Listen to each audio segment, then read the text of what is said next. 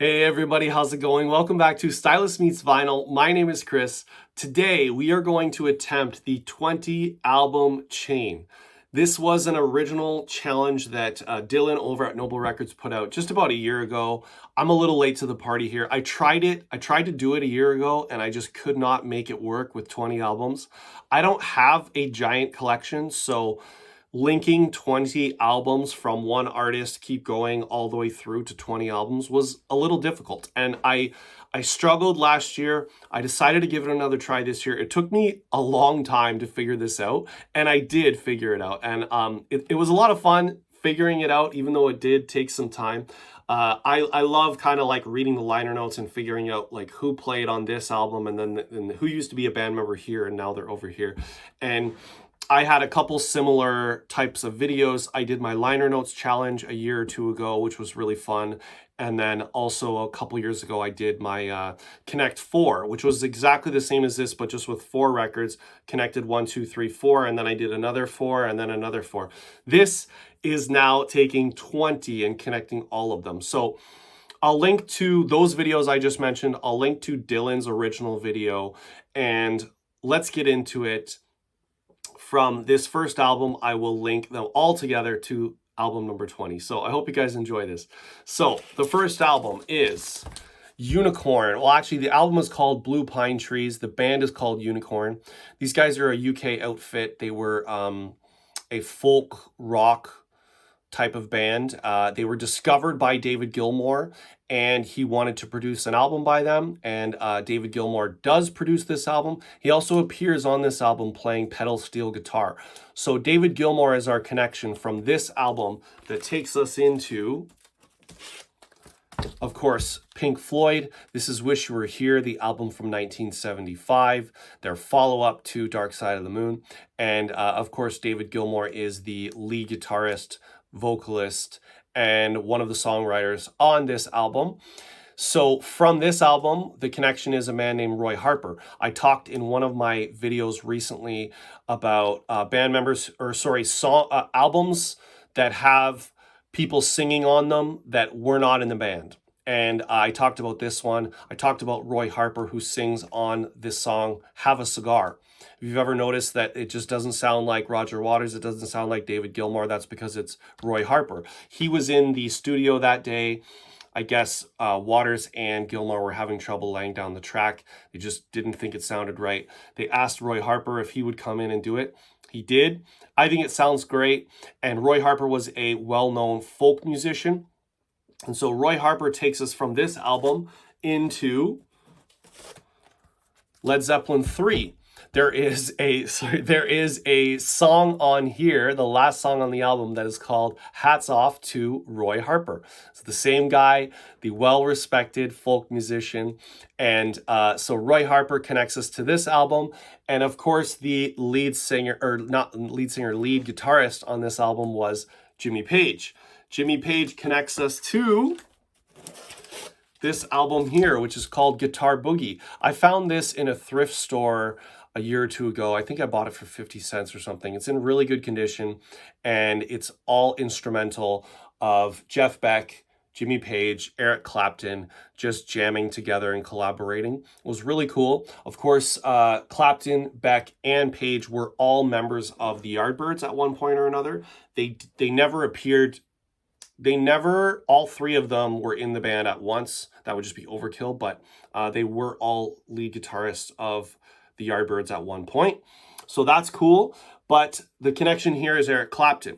Eric Clapton takes us to this album here, which is All Things Must Pass. George Harrison. This was his debut effort after the Beatles broke up in 1970. This is a triple album. There's lots of guest musicians on here, Clapton being one of them, playing guitar. Of course, Clapton and George Harrison, they have a weird past, which actually I also have an old video about how they are connected through Patty Boyd, who was married to both of them at one point. But anyways, that's another story. So Eric Clapton appears on this one. And of course, who's playing drums and percussion on this album? None other than our buddy Ringo Starr. who of course plays drums on Let It Be in 1970. This is the last album the Beatles ever released, but not, or the last full-length studio album the Beatles ever released, but not the last album they ever recorded together. That was Abbey Road, but they released Abbey Road first, and this was held up, and then this was released in 1970. So the connection here is a man named Billy Preston. So the Beatles, of course, part of the gimmick of, I shouldn't say gimmick, but one of the draws during this recording session was that they were going to finish it off with a rooftop concert. And they did that rooftop concert. It was the last time they ever performed together publicly as a band. And of the fifth person up there on the rooftop playing with them was a man named Billy Preston, as I mentioned.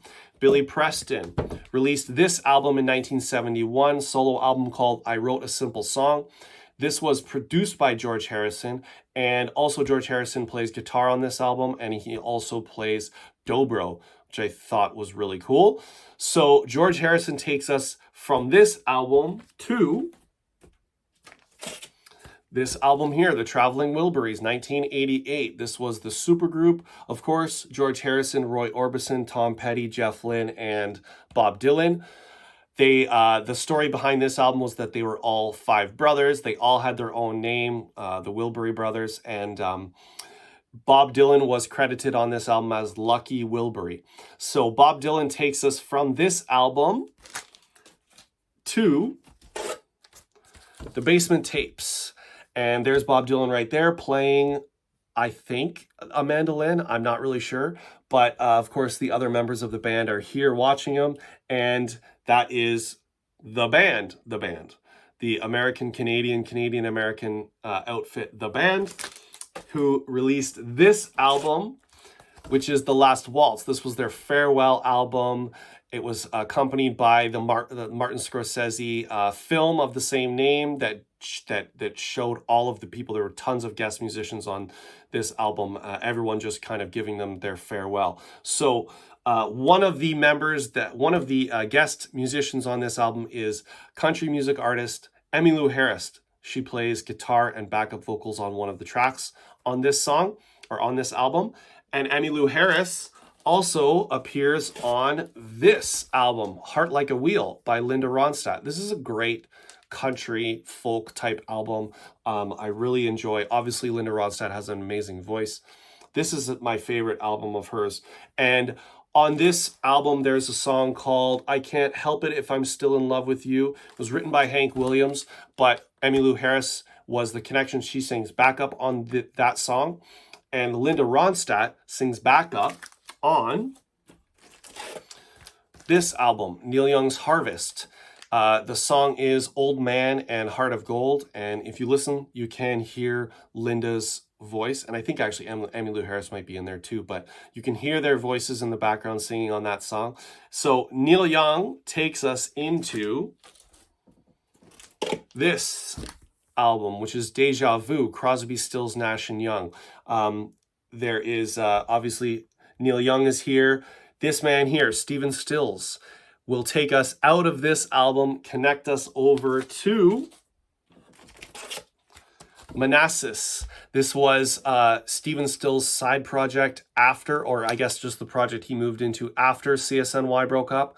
They would get together intermittently throughout the next few years and the next decades, actually, obviously, and CSN would get back together. But in the meantime, Manasses released 2 albums. This was their debut, and actually, Fuzzy Samuels, Dallas Taylor, they played with CSNY at some point. Chris Hillman was a member of the Byrds at one point. But there is someone who plays bass on this album, which is on a couple of tracks, which is Bill Wyman, who of course was the bass player for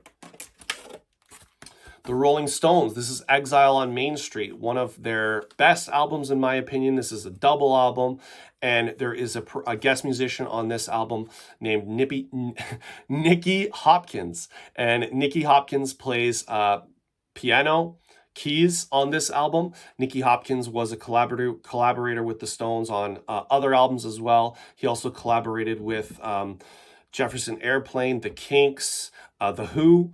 And so Nicky Hopkins appears on this album. He also appears playing piano on this album, Jeff Beck's Truth. This is from 1968. After Beck left the Yardbirds, he would create Truth, or create Jeff Beck, his solo project. But this had Rod Stewart on vocals. Ronnie Wood from the Rolling Stones was also in this in this band. And there's a song on this album called Beck's Bolero. It was written by Jimmy Page, but Beck plays on it, Jimmy Page plays on it, John Paul Jones is on it, Ronnie Wood is on it, and actually playing drums is Keith Moon from The Who. So in 1968, you had all those players together on this one song, which I think is pretty cool. This is before Led Zeppelin even was created, but John Paul Jones playing piano or bass on that track takes us into this album by the Foo Fighters. We're jumping to 2005. This is a Foo Fighters double album, and John Paul Jones plays, I think he plays mandolin and piano on this album, which is cool. He's such a great instrumentalist. He played way more than just the bass, but he plays that on this album. And also appearing on this album is Josh Homme.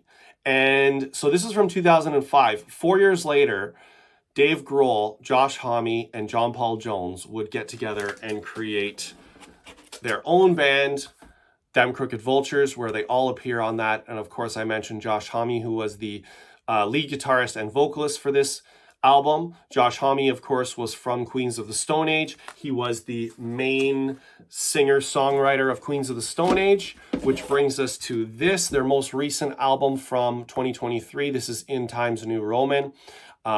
And so one of the members of Queens of the Stone Age was a man named Dean Fertitta.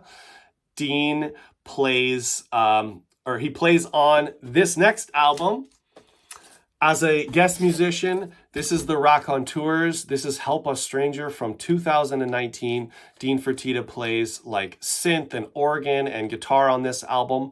And that is album number 20, the 20 album chain. Oh, that was a lot, but I hope you guys enjoyed that. I got to go put all these records away now. So if you enjoyed that, let me know what you think in the comments. Did I miss any connections in here? Were there some obvious ones that you thought I was going to go to, but I actually didn't? I'd love to hear your thoughts. Consider liking the video if you enjoyed it. And whatever you guys do, make sure you come right back here where Stylus meets vinyl. Thanks, everybody. See you soon.